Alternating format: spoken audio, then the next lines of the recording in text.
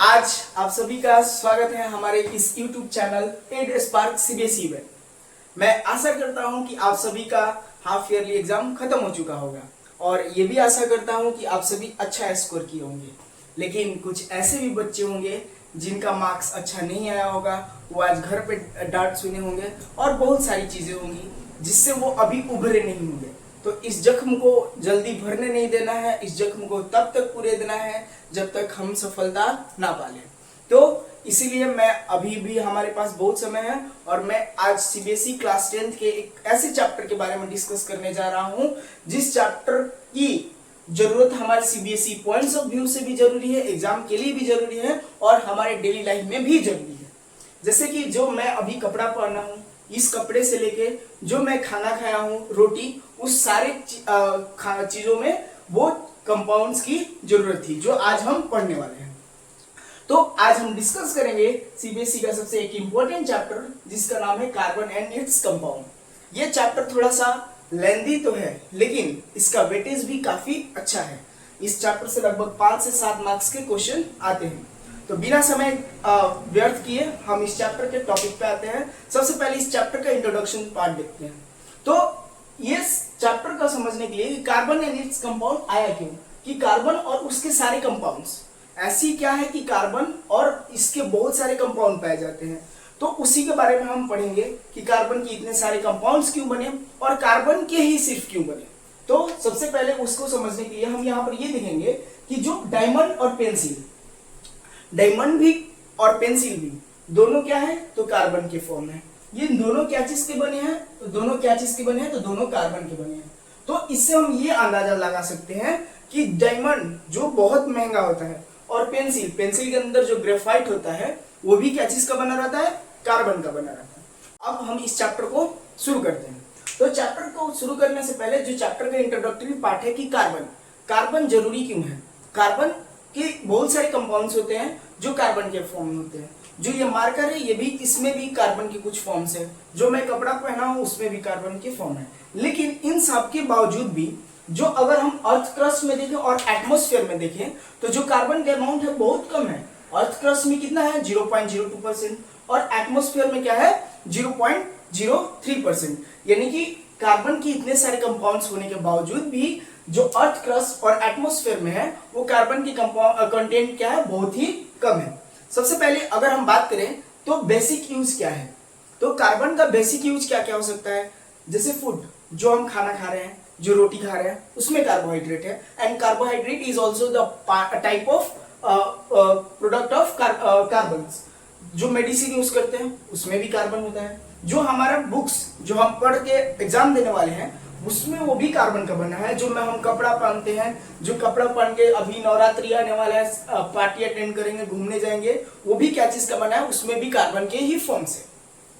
अब जब हम एनसीईआरटी पढ़ेंगे तो एनसीईआरटी में जो सबसे पहले टॉपिक आता है हमारा वो आता है बॉन्डिंग इन कार्बन। एनसीईआरटी का जो टॉपिक है वो क्या है, बॉन्डिंग इन कार्बन्स, कि कार्बन्स में किस तरह का बॉन्डिंग होता है। अब ये बॉन्डिंग होता क्या है, बॉन्डिंग बनता कैसे है, कोई कंपाउंड कब बॉन्ड बनाएगा, कब बॉन्ड नहीं बनाएगा। तो अब हम पढ़ने वाले हैं हमारे चैप्टर का सबसे first topic, bonding in carbon. सबसे पहले ये समझते हैं कि बॉन्ड होता है क्या है, बॉन्ड बनता कब है।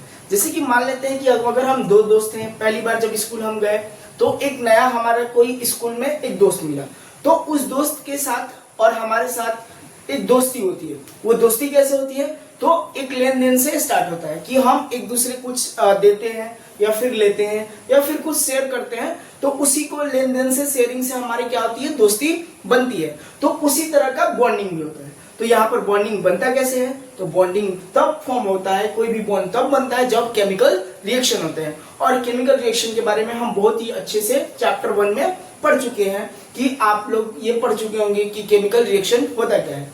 यानी कि यहाँ पर सिंपल सी ये बात है कि बॉन्डिंग क्या होगी, कि जब भी केमिकल रिएक्शन होगा तो बॉन्ड फॉर्म होगा। अब केमिकल रिएक्शन क्या होगा, तो केमिकल रिएक्शन का मतलब ये है कि इलेक्ट्रॉन में कोई फेरबदल हो। जैसे कि अगर हम मान लेते हैं कि हमारे पास एक कंपाउंड है जो सपोज है ए और एक कंपाउंड है बी। अब क्या हो रहा है कि जो ए कंपाउंड है वो अपना इलेक्ट्रॉन ट्रांसफर किया किसको, बी को।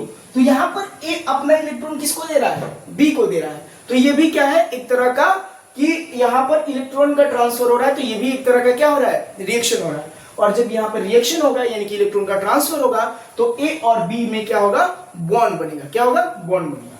सबसे पहले एग्जांपल से समझे ताकि हमारा क्या हो जाए, ये टॉपिक और अच्छे से क्लियर हो जाए। कि फॉर एग्जांपल, कि एग्जांपल के लिए क्या है कि सपोज हमारे पास एक एलिमेंट है जिसका नाम है सोडियम, जिसका एटॉमिक नंबर होता है 11।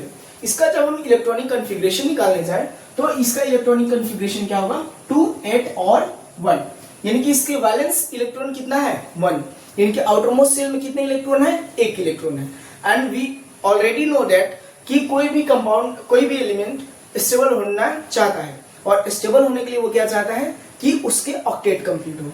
यानी कि स्टेबिलिटी के लिए वो क्या चाहेगा कि स्टेबिलिटी के लिए चाहता है कि उसके क्या कंप्लीट हो, ऑक्टेट। ऑक्टेट का मतलब क्या है कि उसके वैलेंस इलेक्ट्रॉन कितना हो, वैलेंस इलेक्ट्रॉन उसका होना चाहिए 8, तभी वो क्या हो जाएगा, वो स्टेबल होगा। तो यहां पर हम ये देख रहे हैं कि सोडियम के वैलेंस शेल में कितने इलेक्ट्रॉन, 1 इलेक्ट्रॉन। यानी कि ये क्या करेगा, 7 इलेक्ट्रॉन ले सकता है, या फिर अगर एक ये इलेक्ट्रॉन देगा भी तो इसके पास लास्ट में कितना बच जाएगा, 8 इलेक्ट्रॉन। तो इसको 7 लेना आसान है या 1 देना, तो हम ऐसे भी नॉर्मली समझ सकते हैं कि ये क्या करेगा, ये अपना 1 इलेक्ट्रॉन डोनेट कर देगा। यानी कि सोडियम के पास कैपेबिलिटी है 1 इलेक्ट्रॉन लॉस करने के लिए। जैसे ही सोडियम अपना 1 इलेक्ट्रॉन लॉस करेगा तो सोडियम का इलेक्ट्रॉनिक कॉन्फ़िगरेशन हो जाएगा 2 और 8। सोडियम का इलेक्ट्रॉनिक कॉन्फ़िगरेशन 2, 8 हो जाएगा। और ये अब सोडियम 2, 8 होने के बाद ये सोडियम नहीं रहा, सोडियम प्लस हो गया। यानी कि सोडियम के ऊपर एक प्लस चार्ज आ गया, जो रिप्रेजेंट कर रहा है कि सोडियम ने अपना 1 इलेक्ट्रॉन को लॉस किया है।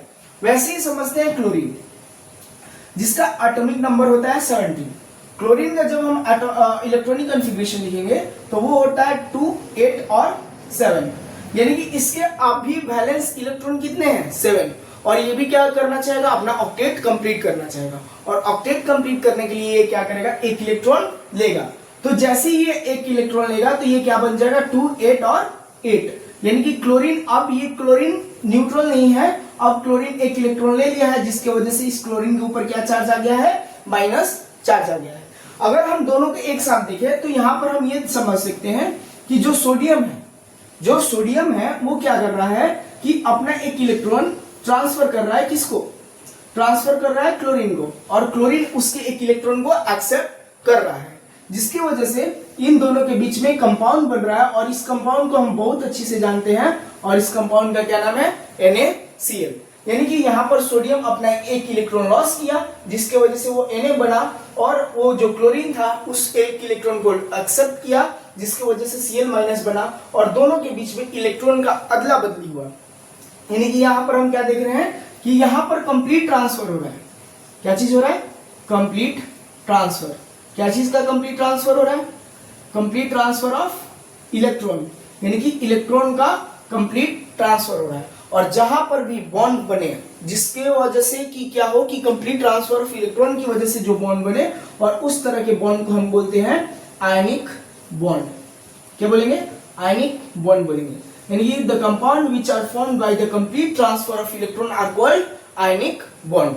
ये आयनिक बॉन्ड क्लियर हो गया। लेकिन हमको तो पढ़ना है कि किसके बारे में, कि कार्बन में बॉन्डिंग के बारे में। तो क्या सेम इसी की तरह कार्बन में बॉन्डिंग करेगा? तो सबसे पहले अगर हम यहां पर देखते हैं कार्बन का इलेक्ट्रॉनिक कॉन्फ़िगरेशन, तो जब हम इलेक्ट्रॉनिक कॉन्फ़िगरेशन देखेंगे कार्बन का, तो उसमें हमको क्या दिखेगा, कॉन्फ़िगरेशन ऑफ कार्बन। तो कार्बन का जब हम इलेक्ट्रॉनिक कॉन्फ़िगरेशन करते हैं तो कार्बन का एटॉमिक नंबर होता है 6। कितना होता है, 6। तो इसके इलेक्ट्रॉनिक कॉन्फ़िगरेशन करेंगे तो 2 और 4, यानी कि इसके वैलेंस शेल में कितना इलेक्ट्रॉन है, 4 इलेक्ट्रॉन। यानी कि अब इसके पास क्या है, 2 रास्ता, कि या तो सोडियम की तरह वो चारों के चारों लॉस कर दे, जिसके वजह से इसके बैलेंस शेल में 2 इलेक्ट्रॉन हो जाए, और वो क्या हो जाए, हीलियम गैस का कॉन्फ़िगरेशन अटेंड कर ले, या वो और 4 इलेक्ट्रॉन ले ले।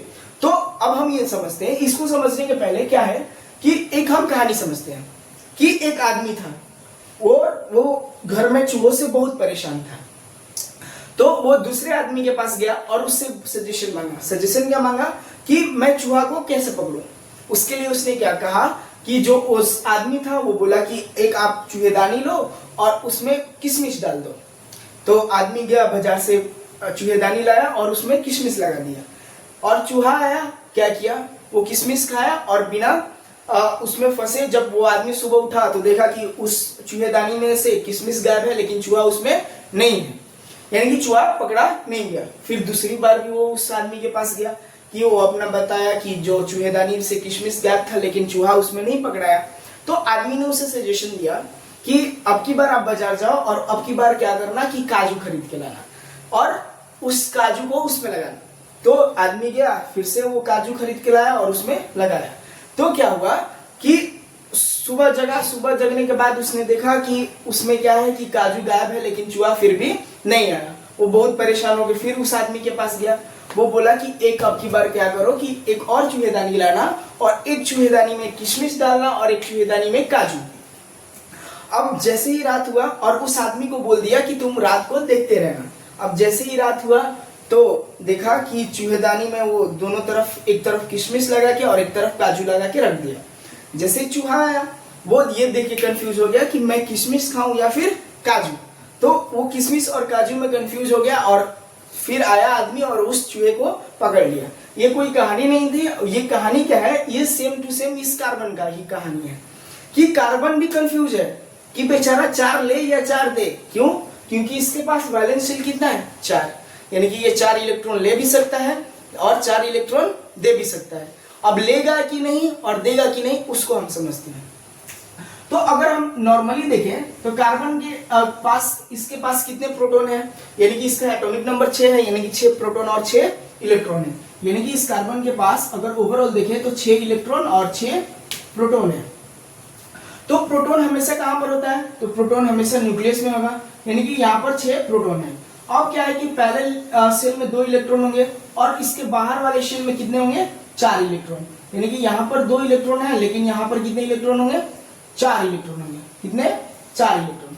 अब ये क्या है कि पहली बात कि अगर हम ये जानते हैं कि अगर कोई कंपाउंड अपना एक इलेक्ट्रॉन लॉस कर रहा है तो उसमें भी क्या होगा, एनर्जी लॉस होगा।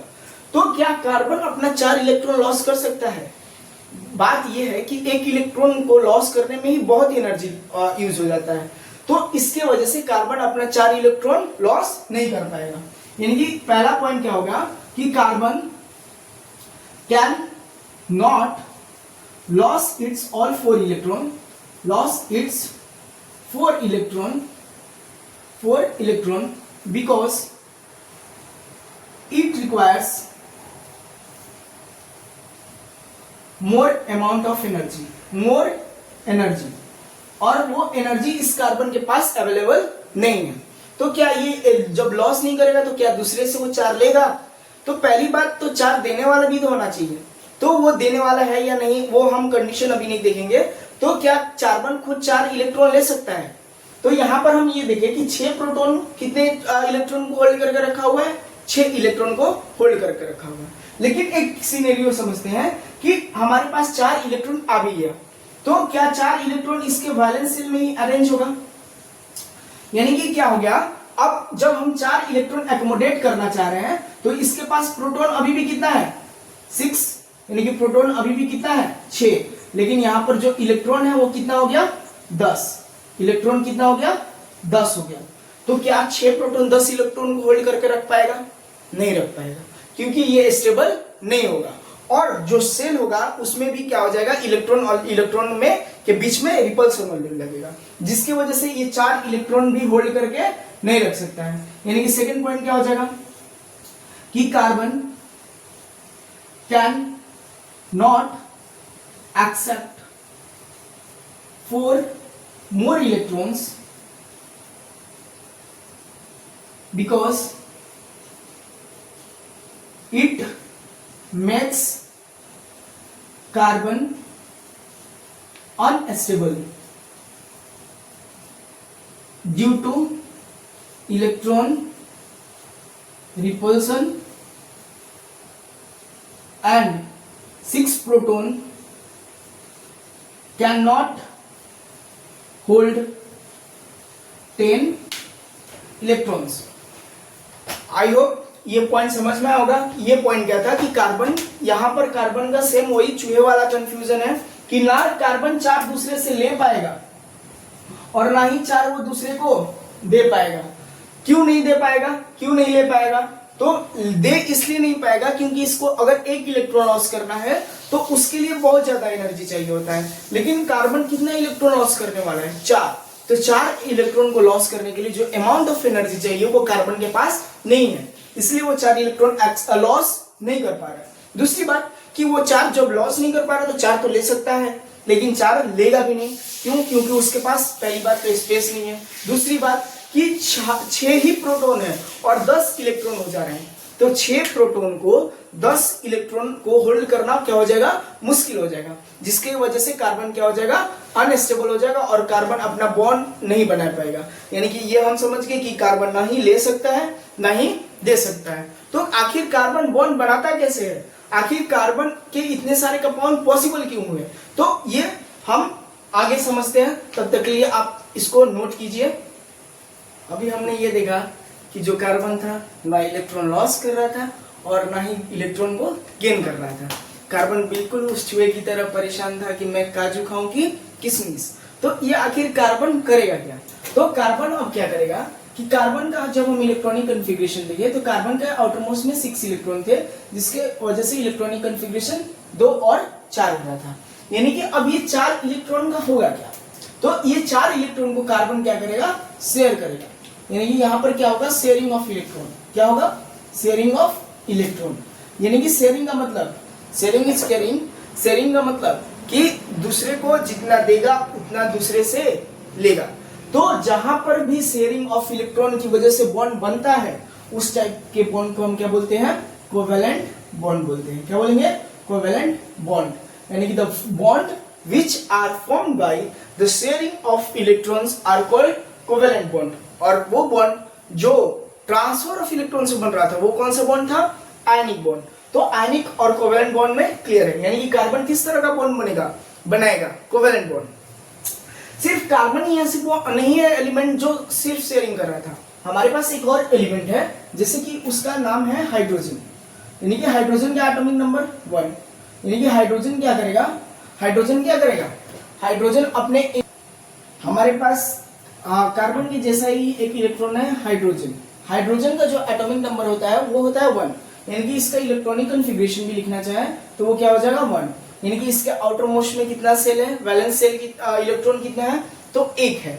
यानी कि ये क्या करेगा? एक देना चाहे तो क्या ये एक इलेक्ट्रॉन लॉस करेगा? नहीं करेगा। क्यों नहीं करेगा? क्योंकि जैसे ही एक इलेक्ट्रॉन ये लॉस किया तो ये क्या बन जाएगा? H+, जो कि एसिडिक हो जाएगा। तो वहां पर वो केस नहीं आ रहा है, यहाँ पर हाइड्रोनियम आयन हमें नहीं बनाना है। तो हाइड्रोजन भी क्या चाहेगा? अपने एक इलेक्ट्रॉन लॉस नहीं करना चाहेगा, क्योंकि यहाँ पर सिर्फ और सिर्फ क्या बच जाएगा? प्रोटॉन बच जाएगा। प्रोटॉन कैसे बचेगा? कि इस प्रोटॉन के हाइड्रोजन के पास कितना इलेक्ट्रॉन है? 1 इलेक्ट्रॉन है और 1 ही प्रोटॉन है। तो यानी कि एक प्लस चार्ज और एक माइनस चार्ज है। तो अगर एक इलेक्ट्रॉन ये लॉस कर दे तो सिर्फ और सिर्फ क्या बचेगा? प्लस चार्ज बचेगा, जिसकी वजह से ये जो हाइड्रोजन है ये अपना इलेक्ट्रॉन को लॉस करना नहीं चाहेगा। यानी कि हाइड्रोजन अपना इलेक्ट्रॉन लॉस करना नहीं चाहेगा। तो क्या ये दूसरे से गेन करना चाहेगा? तो हम ये भी देखेंगे कि जैसे कार्बन क्या कर रहा था? दूसरे से गेन नहीं कर रहा था। गेन क्यों नहीं कर रहा था? क्योंकि उसके 6 प्रोटॉन जो थे वो 10 इलेक्ट्रॉन को होल्ड करके नहीं रख पा रहे थे। वैसे ही जो हाइड्रोजन है इसके पास कितना प्रोटॉन है? 1 प्रोटॉन। तो इसके जो 1 प्रोटॉन है जब वो दूसरे से 1 इलेक्ट्रॉन लेगा तो कितना इलेक्ट्रॉन हो जाएगा? 2 इलेक्ट्रॉन हो जाएगा। यानी कि सिंगल प्रोटॉन 2 इलेक्ट्रॉन को होल्ड करके नहीं रख पाएंगे। यानी कि सिंपल अगर एग्जांपल से हम देखें तो मान लेते हैं कि हमारे पास क्या है? सिंगल बेड है, उस पर 1 ही लोग सो पाएंगे। तो क्या वहां पर 2 लोग रहेंगे तो स्टेबल रहेंगे? नहीं रहेंगे। यानी कि 2 लोग अच्छे से स्टेबल नहीं रह पाएंगे। उसी तरह यहाँ पर जो प्रोटॉन है 1 प्रोटॉन 2 इलेक्ट्रॉन को होल्ड करके नहीं रख पाएगा। इसीलिए ये क्या करेगा कि जो हाइड्रोजन है वो इलेक्ट्रॉन को गेन भी नहीं करेगा। यानी कि हाइड्रोजन भी सेम उसी चूहे जैसा कि ना ही लॉस, ना ही वो काजू खा पा रहा है, ना ही किशमिश। यानी कि कार्बन के जैसा ना ही ये लॉस कर पा रहा है और ना ही गेन कर पा रहा है। तो यहाँ पर हाइड्रोजन भी क्या करेगा? शेयरिंग करेगा। हाइड्रोजन भी क्या करेगा? शेयरिंग ऑफ इलेक्ट्रॉन करेगा। और ये भी शेयरिंग ऑफ इलेक्ट्रॉन करेगा, जिसको क्या बोलेंगे?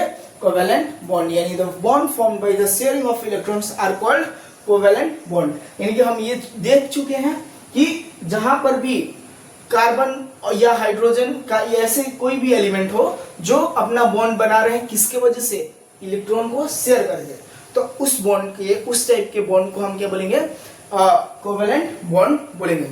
जैसे इसके लिए बहुत सारा कि कोवेलेंट बॉन्ड बनता कैसे है, इसमें कैसे कोवेलेंट बॉन्ड बनेगा, कैसे कोई एलिमेंट शेयर करेगा, उसके लिए हम एग्जांपल समझते हैं।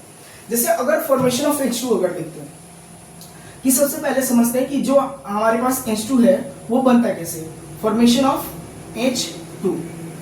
जो हम यहां देख चुके हैं कि जो हाइड्रोजन है इसका जो एटॉमिक नंबर है वो 1 है, यानी कि इसके पास इलेक्ट्रॉन कितने हैं, 1, और प्रोटॉन भी कितना है, 1।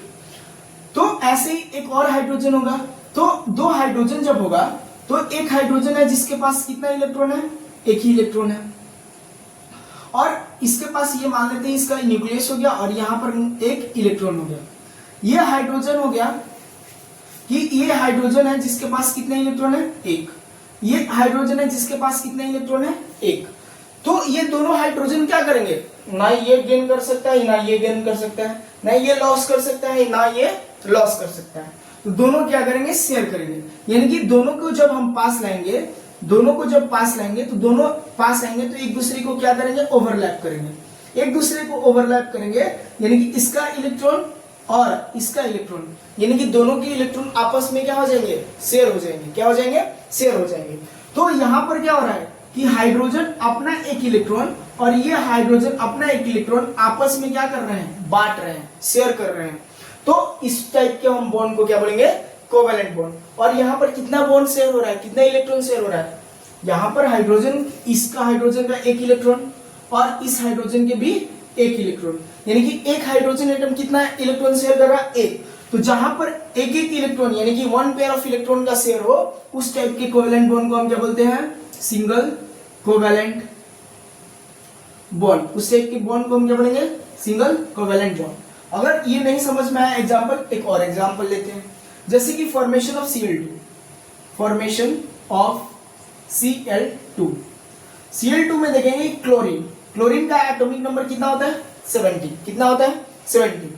तो क्लोरीन यहां पर इसका इलेक्ट्रॉनिक कॉन्फ़िगरेशन जब निकालेंगे तो 2, 8 और 7 आएगा, यानी कि ये 7 है तो 1 इलेक्ट्रॉन तो एक्सेप्ट कर सकता है, लेकिन इसके पास एक और ऐसा ही कंपाउंड होना चाहिए जो इसको 1 इलेक्ट्रॉन दे दे। लेकिन यहाँ पर क्या है, क्लोरीन है, दोनों ही क्या है, क्लोरीन, तो दोनों ही क्या चाहेगा, लेना, लेकिन कोई यहाँ पर देना नहीं चाहेगा।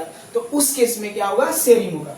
शेयरिंग कैसे होगा कि क्लोरीन के आउटर मोस्ट में कितना इलेक्ट्रॉन है, ये रहा क्लोरीन, ये रहा दूसरा क्लोरीन, यानी कि दोनों क्लोरीन है।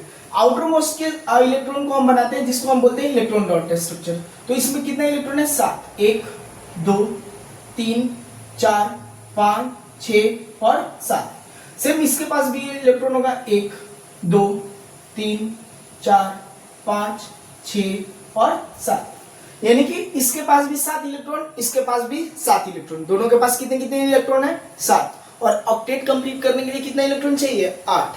तो ये क्या करेगा, ये क्लोरीन इस क्लोरीन से बोलेगा कि मुझे तुम 1 इलेक्ट्रॉन दे दो, तो ये क्या करेगा, इससे 1 इलेक्ट्रॉन ले लेगा।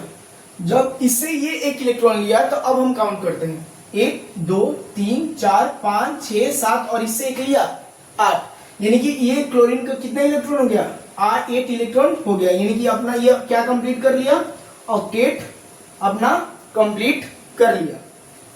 अब जब ये इससे 1 इलेक्ट्रॉन लिया है तो ये भी क्या करेगा, दूसरे से 1 इलेक्ट्रॉन लेगा, तो ये भी सामने वाले से क्या करेगा, 1 इलेक्ट्रॉन ले लेगा। तो इसके भी कितने हो गए, 1, 2, 3, 4, 5, 6, 7 और इससे 1 लिया, 8, यानी कि दोनों के कितने हो गए, 8 इलेक्ट्रॉन हो गए, यानी कि दोनों का क्या हो गया, ऑक्टेट कंप्लीट हो गया। अरे सिंपल लैंग्वेज में अगर हम समझे तो मान लो कि अगर हम किसी के घर से कोई सामान लेते हैं, अगर कोई बर्तन में कोई सामान लेते हैं तो जब उसको हम रिटर्न करते हैं तो उसको उसमें उस बर्तन में कुछ भर के देते हैं ना, तो उसी तरह ये क्लोरीन क्या करेगा, जब इससे 1 इलेक्ट्रॉन लिया तो ये भी क्लोरीन क्या करेगा, दूसरे वाले से 1 इलेक्ट्रॉन मांगेगा। शेयरिंग का मतलब एक और समझ सकते हैं कि जैसे मान लो कि हम 2 दोस्त आपस में बैठे हुए हैं, हम क्या कर रहे हैं, फेयर कर रहे हैं, तो फेयर कर रहे हैं तो हमें ब्लू और ब्लैक पेन की जरूरत है, लेकिन क्या है, मेरे जो दोस्त है उसके पास ब्लैक पेन है और मेरे पास ब्लू पेन है। तो जब उसको जरूरत पड़ा तो वो ब्लू पेन ले लिया, और जब मेरे को जरूरत पड़ा तो मैं उससे ब्लैक पेन ले लिया। यानी कि क्या हो रहा है कि जो मेरा पेन है मेरे पास है, लेकिन जब जरूरत पड़ रहा है तो मैं अपने दोस्त का भी पेन यूज कर रहा हूं। वैसे ही जो दोस्त का पेन है वो उसके पास है, लेकिन जब जरूरत पड़ रहा है तो वो मेरा यूज कर ले रहा है। वैसे ही ये जो 7 इलेक्ट्रॉन है, ये 7 इलेक्ट्रॉन तो इनके पास पहले से है ही, लेकिन जब जरूरत पड़ रहा है तो अपने ऑक्टेट कंप्लीट करने के लिए क्या कर रहे हैं, सामने वाले से एक इलेक्ट्रॉन ले रहे हैं।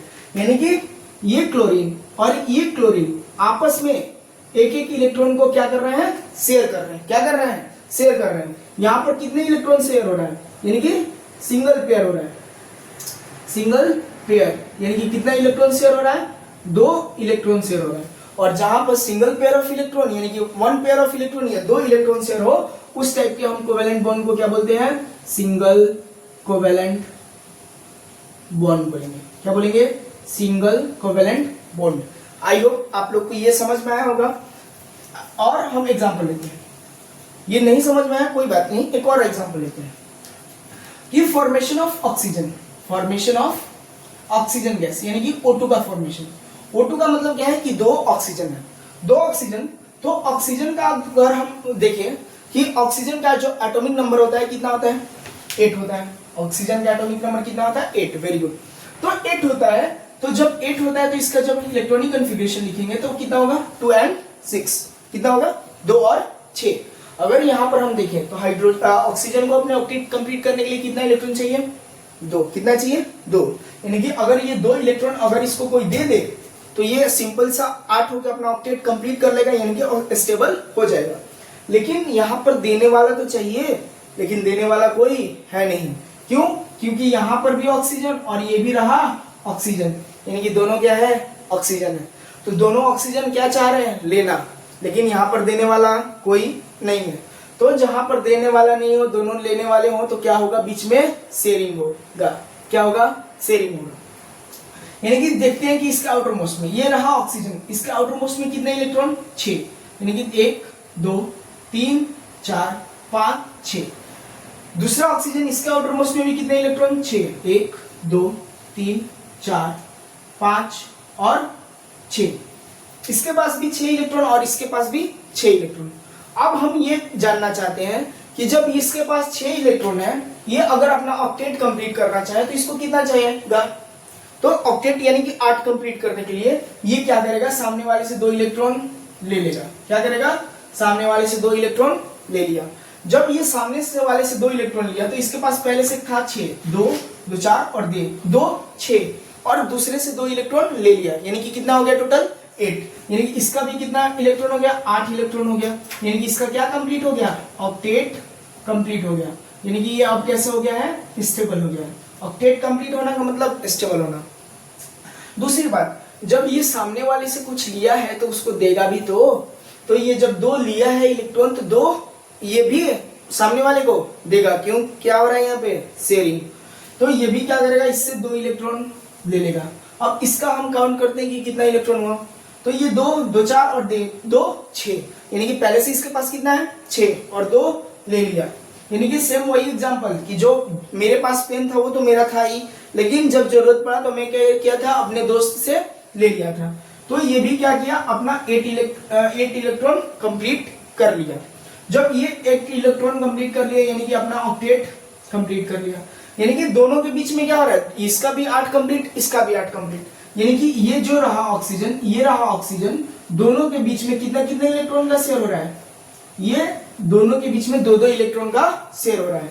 यानी कि कितना हो रहा है, 2 पेयर ऑफ इलेक्ट्रॉन का शेयर हो रहा है। कितने पेयर, 2 पेयर ऑफ इलेक्ट्रॉन यहाँ पर क्या हो रहे हैं, शेयर हो रहे हैं। यानी कि टोटल 2 पेयर का मतलब, 1 पेयर का मतलब 2, तो 2 पेयर का मतलब 4। यानी कि टोटल कितने इलेक्ट्रॉन शेयर हो रहा है, 4। और जहां पर भी शेयरिंग ऑफ इलेक्ट्रॉन हो तो कौन सा बॉन्ड कहलाता है, कोवेलेंट बॉन्ड। Very good. तो यहाँ पर 4 इलेक्ट्रॉन है, तो यहाँ पर 4 इलेक्ट्रॉन यानी कि 2 पेयर बन रहा है, तो इसको हम क्या बोलेंगे, डबल कोवेलेंट बॉन्ड। क्या बोलेंगे, डबल कोवेलेंट बॉन्ड। ये रहा single covalent bond, hydrogen hydrogen के बीच में भी सिंगल कोवेलेंट बॉन्ड, और ऑक्सीजन के बीच में कौन सा बॉन्ड बन रहा है, डबल कोवेलेंट बॉन्ड। ये समझ में आया होगा, नहीं समझ में आया एक और एग्जांपल देखते हैं कि कैसे बॉन्ड बनता है। कि formation of N2, formation of N2 यानी कि नाइट्रोजन गैस का फॉर्मेशन कैसे होता है। कि नाइट्रोजन का सबसे पहले सिंपल, जैसे यहाँ पर हम इलेक्ट्रॉनिक कॉन्फ़िगरेशन देखें ऑक्सीजन का, यहाँ पर हम देखेंगे नाइट्रोजन का। नाइट्रोजन का एटॉमिक नंबर जो होता है वो कितना होता है 7, कार्बन का कितना होता है 6 और नाइट्रोजन का 7। जब 7 नाइट्रोजन की इलेक्ट्रॉनिक कॉन्फ़िगरेशन होता है यानी कि 2 और 5, यहाँ पर कितना हुआ 2 और 5। यहाँ पर ये ऑक्टेट कंप्लीट करने के लिए कितना इलेक्ट्रॉन चाहिए जल्दी से बताना। तो 5 है पहले से, और ऑक्टेट कंप्लीट होने के लिए कितना चाहिए 8, यानी कि इसको और कितने इलेक्ट्रॉन की जरूरत है 3। कितने इलेक्ट्रॉन की जरूरत है 3 इलेक्ट्रॉन। तो ये 3 इलेक्ट्रॉन तो ले तो सकता था दूसरे से, लेकिन लेगा कब जब देने वाला हो। लेकिन यहाँ पर भी देने वाला नहीं है। क्यों नहीं है? क्योंकि ये भी नाइट्रोजन है और सामने वाला भी क्या है नाइट्रोजन। जो इसका प्रॉपर्टी है वो भी उसी का प्रॉपर्टी है। अरे जो बॉन्ड दो लोगों के बीच में कब बनेगा जब दोनों का सोच सेम हो। तो जो सेम सोच के रखते हैं वही क्या बनाते हैं बॉन्ड। तो जैसे ये था नाइट्रोजन, यानी कि नाइट्रोजन के आउटर मोस्ट में हम कौन सा इलेक्ट्रॉन लिख रहे हैं सबके सामने वैलेंस शेल वाला इलेक्ट्रॉन, यानी कि जो वैलेंस इलेक्ट्रॉन है वो लिख रहे हैं। तो वैलेंस इलेक्ट्रॉन यहाँ पर कितना है 5, यानी कि 1 2 3 4 और 5। इसके पास भी कितना है 5, 1 2 3 4 और 5, यानी कि 5 है। और इसको कितना ऑक्टेट कंप्लीट होने के लिए चाहिए 3, यानी कि वो सामने वाले से क्या करेगा 3 इलेक्ट्रॉन ले लेगा। सामने वाले से बोलेगा कि मुझे 3 इलेक्ट्रॉन दे दो। तो जब ये सामने वाले से 3 इलेक्ट्रॉन ले लेगा तो पहले से 5 था और फिर ले लिया 3, यानी कि पहले से 5 इलेक्ट्रॉन था और 3 इलेक्ट्रॉन ये दूसरे से ले लिया, यानी कि कितना इलेक्ट्रॉन हो गया 8 इलेक्ट्रॉन। जब 8 इलेक्ट्रॉन हो गया तो ये इसका क्या हो गया ऑक्टेट कंप्लीट हो गया।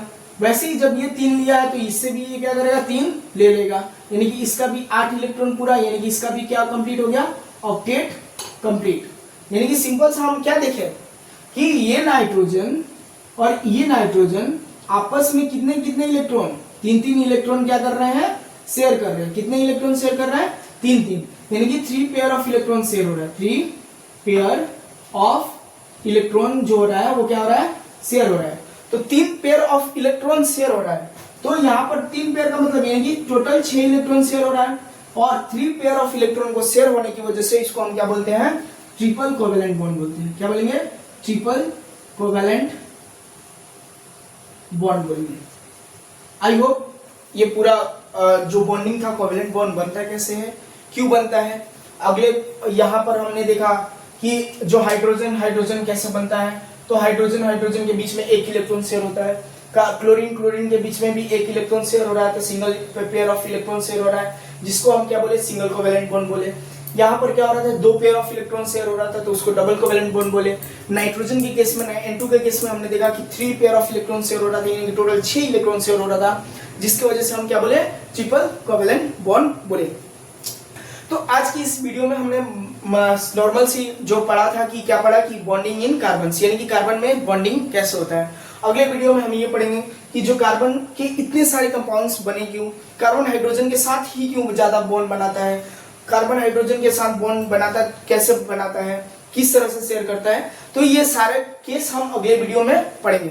तब तक के लिए आपको अगर कोई डाउट हो, कोई भी टॉपिक समझ में नहीं आया हो तो उस क्वेश्चन पूछ सकते हैं या इस टॉपिक से रिलेटेड फीडबैक दे सकते हैं। बताने में जो गलती थी वो बता सकते हैं ताकि हम और आप दोनों मिलके कुछ अच्छा सीख सकें। अगर आप लोगों को समझ में आया तो वीडियो को लाइक करें, चैनल को सब्सक्राइब करें। Thank you, have a nice day.